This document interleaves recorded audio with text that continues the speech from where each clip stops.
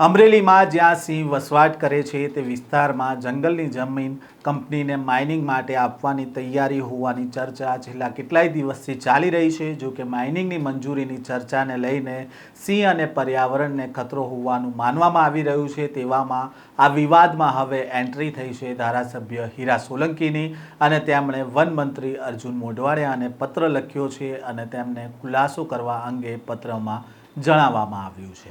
વૈષ્ણવજન તો તેને કહીએ જે પીડ પરાઈ જાનાને રે। નમસ્કાર, નવજીવન ન્યૂઝમાં આપનું સ્વાગત છે। હું છું જયંત દાફના।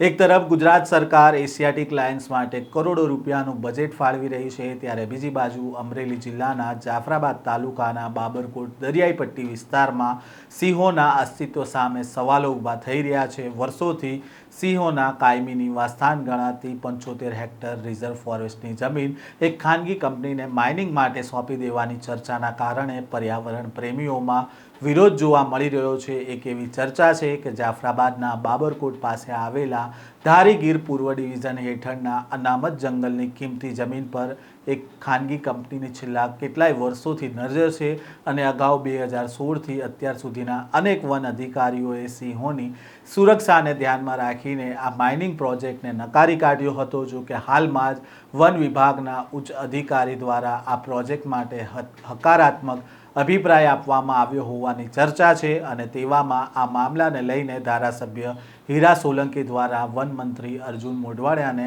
પત્ર લખવામાં આવ્યો છે અને આ મામલાને લઈને શું કહ્યું છે હીરા સોલંકીએ તે પણ સાંભળીએ।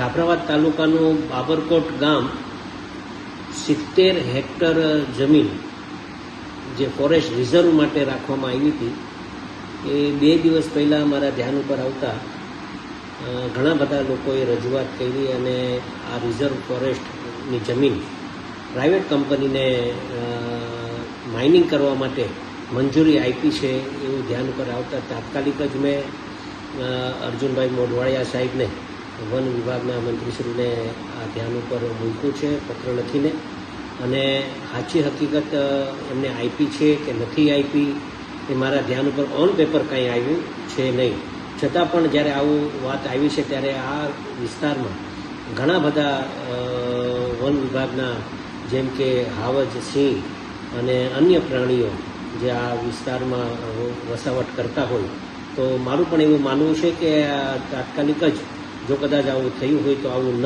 થાય એના માટે પણ મેં સરકારશ્રીને એક પત્ર લખીને ધ્યાન ઉપર મૂક્યું છે, જેના કારણે જો આવું થાય તો આ વન પ્રાણીઓ બીજા બધા ગામડાઓમાં વસાવટ થાય અને બીજા બધા